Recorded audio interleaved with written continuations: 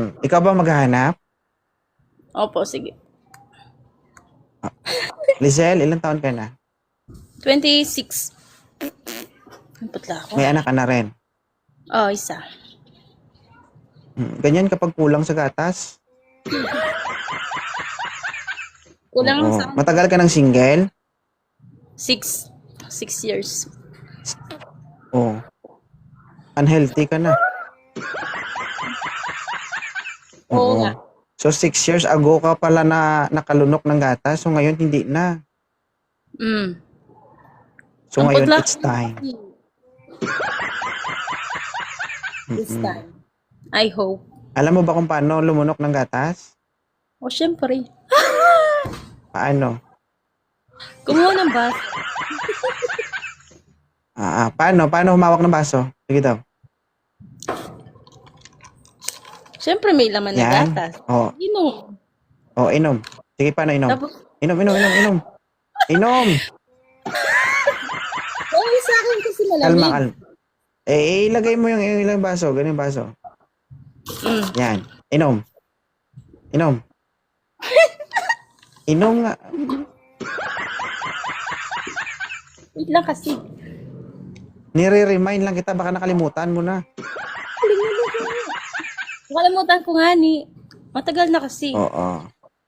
Matagal na. Kaya ang putla Ano ko. naman po ang gusto mo sa isang lalaki? Yung ano, yung sakto lang. Yung Akala ko magino yung na, may gatas. alam mo yun? Yung magino na medyo bastos. Alam ko yun. Alam din nila yun. Alam mo rin yun. Ilan po anak mo? Isa lang.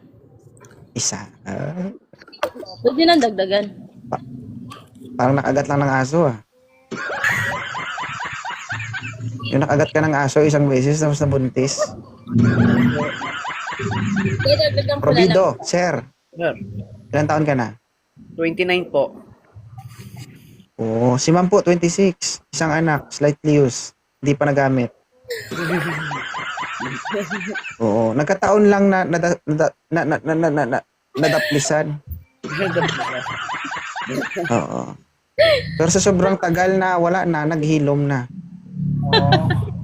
Okay lang yan. Kung naghilom na kung hindi niya pinipitik-pitik, paano kung pinipitik-pitik? Ginaganon. Ano po? Taga saan si sir? Batangas po, Batangas. Oo, si ma'am.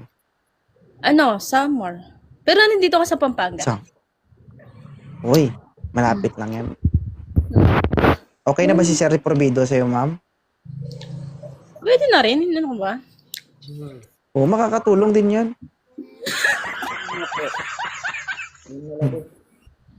Pwede makausap. Kausap. Usap lang. Baka online sabong yan. Hindi naman pwede agad-agad. Ano ba? Friends lang muna. Pwede naman po, pwede naman. Lalo nyo na po ko eh. Pilalo na po ko kita. Sige, Naglulukuan tayo dito, no? Pwede naman kayo maging magkaibigan. Mga isang minuto. Pagka 3 minuto, kayo na mismo. Yun. Pwede na yan. May tanong ka ba sa kanya, ma'am? Oo nga, basta pag okay yung komunikasyon, bakit hindi? Diba? Magpaload ka, sir, 1 taon. Hindi, meron na. Pagpulod.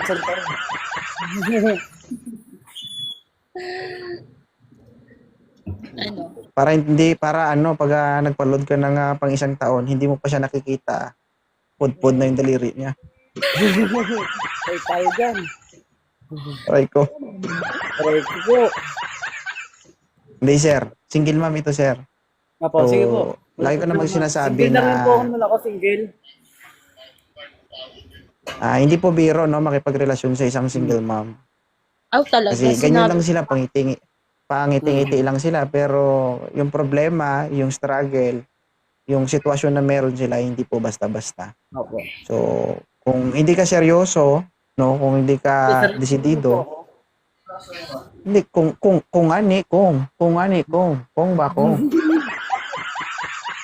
Oo. Kung sakali man po, hindi ka seryoso, no, huwag mo nang tangkaing makilala pa yung anak niya o makilala ka ng anak niya. Bakit?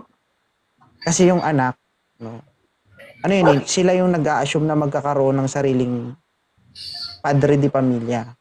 Sila yung nag-a-assume na magkaroon ng sariling papa, daddy, na mag-aalaga sa kanila. Ngayon, kapag nakilala ka na nila at hindi ka seryoso sa ina, no, possible, hindi lang nanay ang masasaktan mo, kundi pati yung bata na walang kinalaman. 'Di ba? Magsasuffer sa lahat ng kagagawan mo. Huwag kayo magpapakasarap, bata magpapakahirap. Opo. 'Di ba? So, yun lang. So, Salamat po, salamat all you po. need to do, i-follow nyo yung isa't isa Mm. at mag-usap na kayong dalawa. Okay? Okay po. Okay. Thank you po. Okay. Okay na, ma'am? Sir, inom ka ng maraming buko tsaka tubig ha. Kailangan ng gatas ng babaeng ito. Patay tayo dyan. Okay na po, ma'am? Oo, pwede na. Hindi naman tayo Ikaw lang patay, sir. Di ako. Bye, ma'am. Thank you. Okay, bye-bye. Thank you din. Mapamasa-basa na ah.